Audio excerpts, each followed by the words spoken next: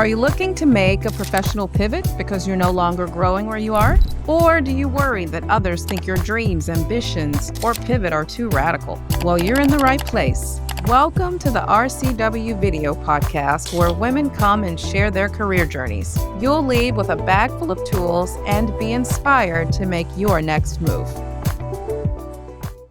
Hey, everybody. Thanks for being on today.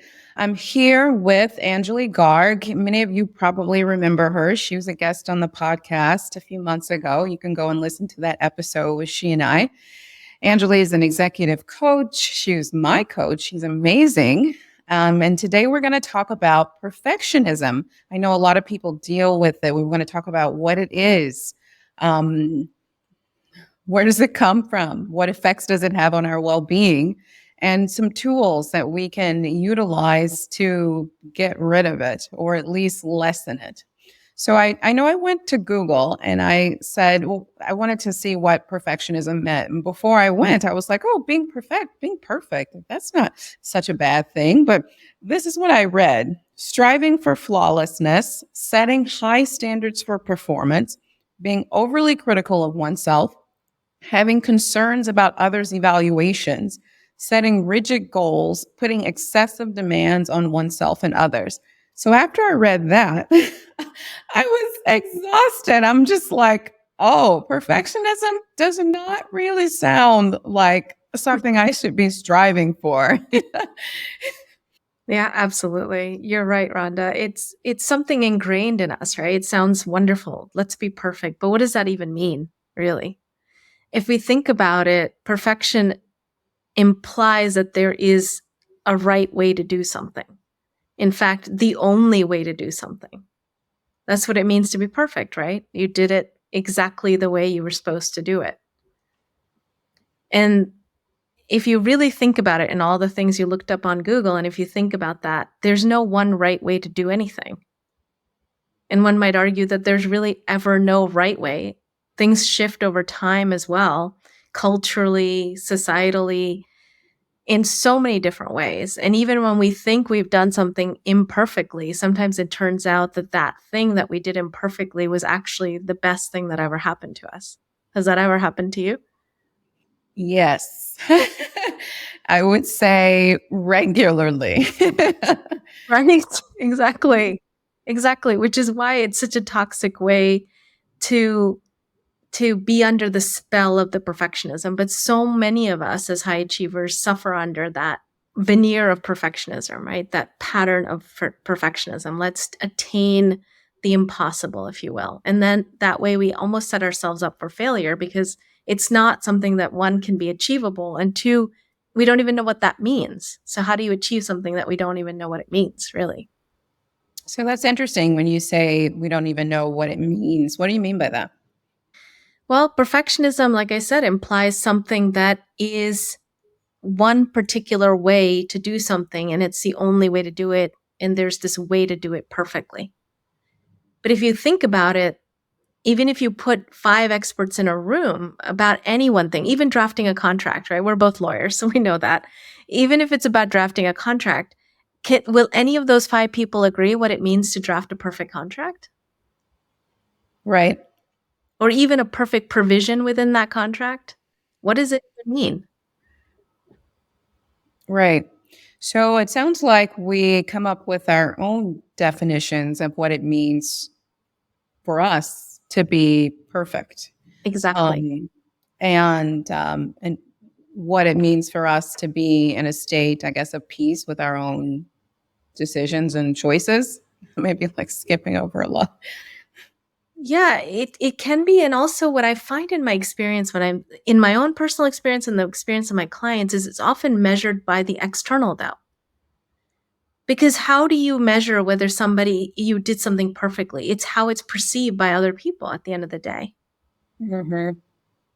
It's our own measure, because most times when there's perfectionism, even if you got 99% of it the way you thought you needed to get it, when 1% deviated, even if you got the result that you wanted, there's still this sense of self-criticism, judgment that comes into play. Why didn't I get that 1%? Right? Like, for example, one of my clients, she spent hours. She's a high achiever.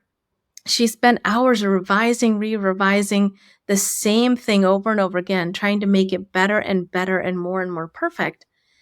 And she realized as we dug into it that there was really no kind of standard for that. It was how it was going to be perceived by others and also by herself. But that standard of perfectionism is unattainable. You could revise and re-revise 50 times and it still would not be perfect because the goalpost keeps moving when it comes to perfectionism because it's so subjective. But the insidious part of it is it feels like it's achievable. It's something that is objective when it's actually subjective. And that subjective sense keeps changing. Right. I don't want to get too heady into this, but that's what does that make sense? Yeah. So what, effect does this have on our well-being? But if we are constantly trying to achieve this objective, just very unattainable, really unattainable, because the goalpost continues to move because it doesn't exist. You go to grab it and it's not there because it's over there. What effect does this have on a person's well-being? Creates a lot of anxiety because there's this thing about being perfect. And if we're not perfect, then it means something about us. That's one thing. It's exhausting because you're spinning in your heels, revising, re-revising, reconsidering, when you could put it out there into the world and release it. But instead, we sit on it and we spin in it. So there's that exhaustion that results from that. It also results in people not taking as many risks, even calculated risks. Right? We hear this popularly as anecdotes that women don't go for something unless they feel like they're 99% able to achieve or even 100% able to achieve everything that's on the paper that it states that you can do this. Versus men who, even if 1% or 10% of it is something that speaks to them and their experience, they'll go for it. So that perfectionism can hold you back in going for something that could be actually a calculated risk for you that could be achievable for you, but you keep yourself back from it because you're not feeling that you're 100% able to achieve it. That's an aspect of perfectionism.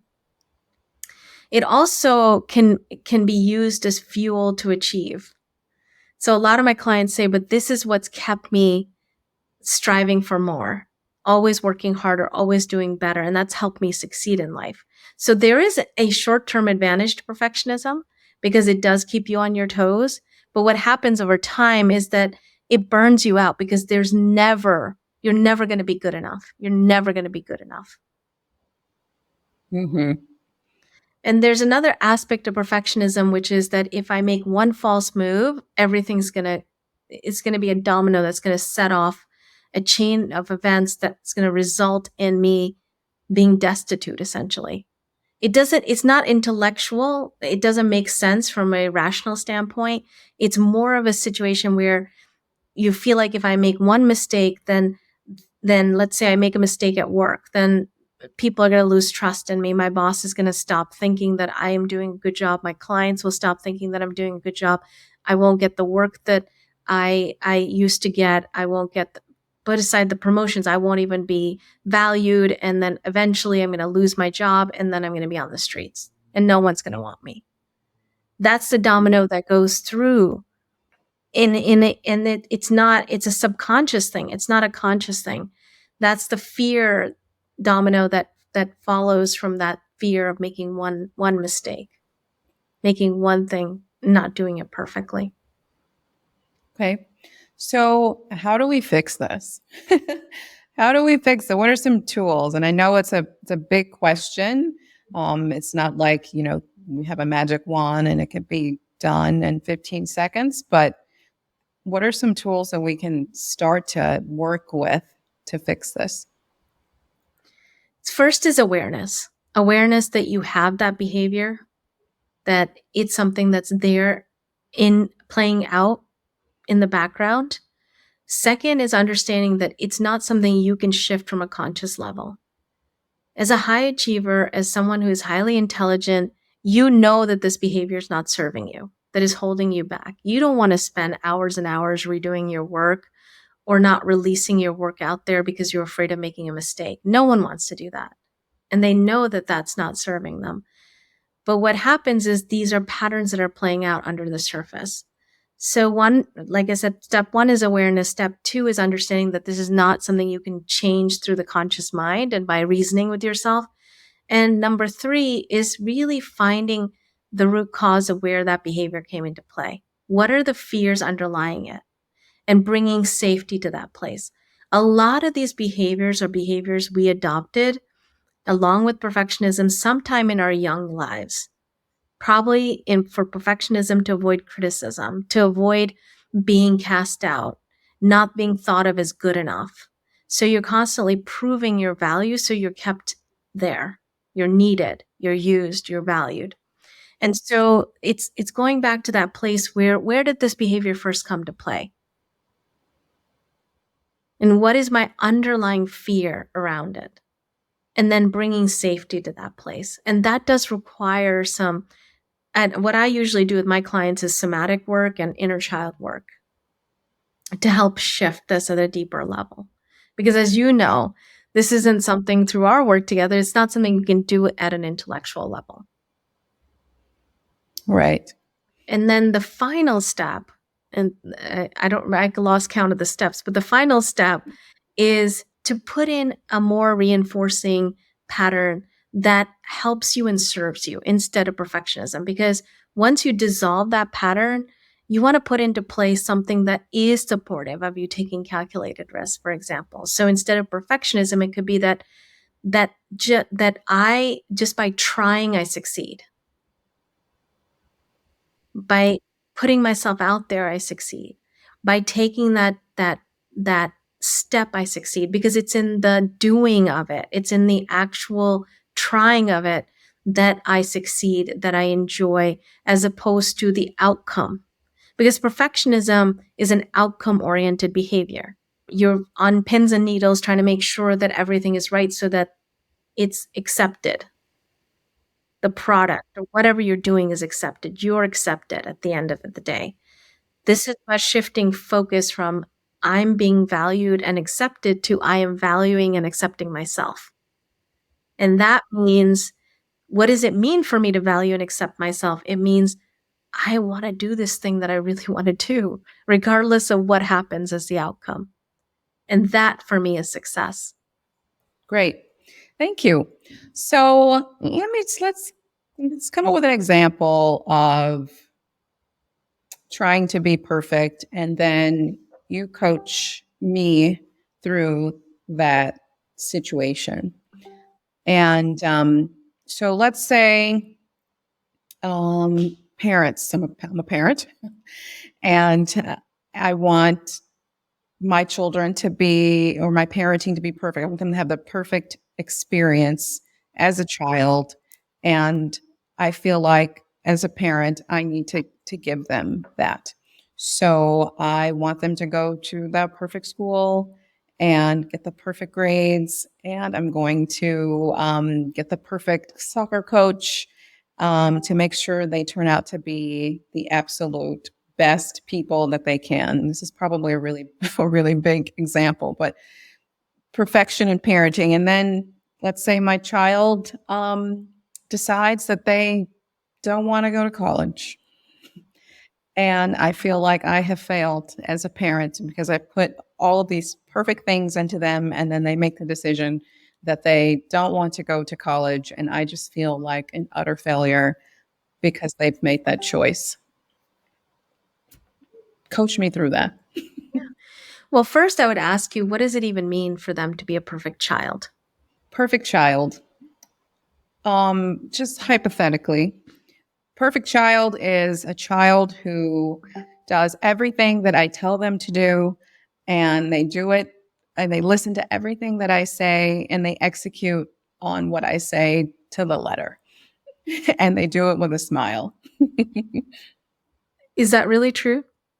No, that's not really true.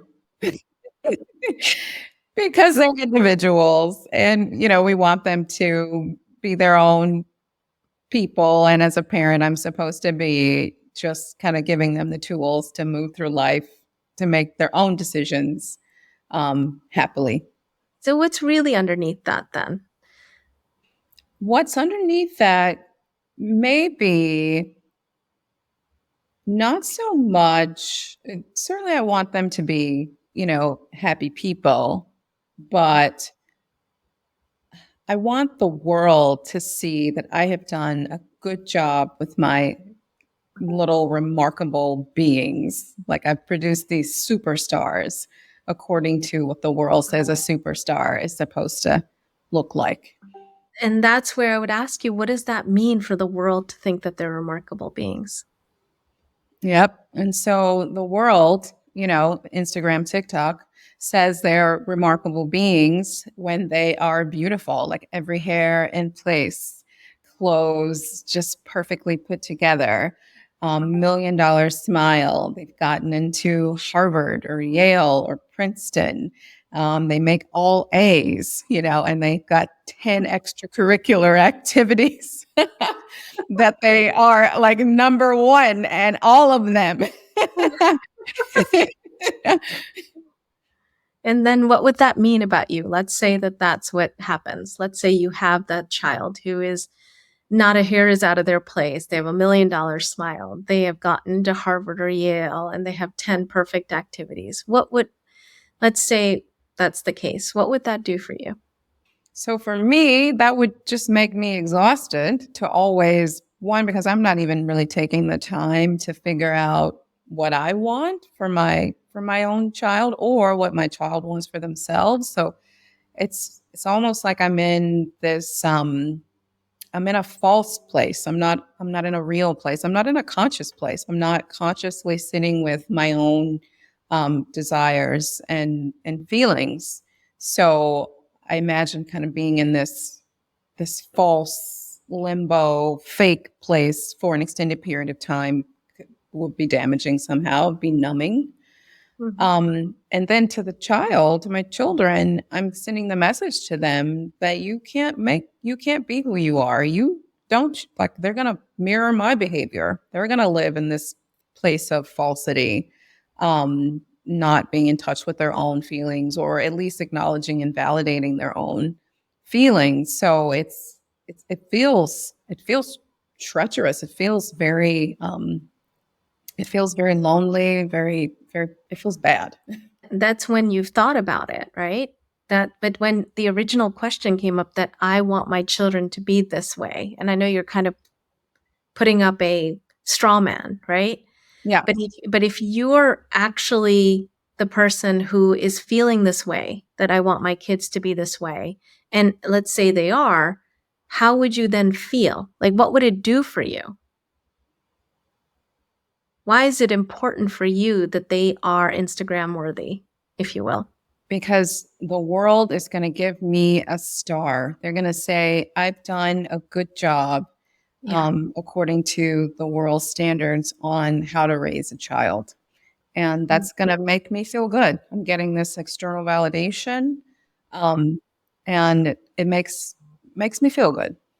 But why does it make you feel good? What is it about that that makes you feel good? I am now accepted. I am loved and accepted by the world or others, or and just from having done inner child work with you, I know this probably means that I'm seeking or yearning love and acceptance, the child me, from a parent or someone.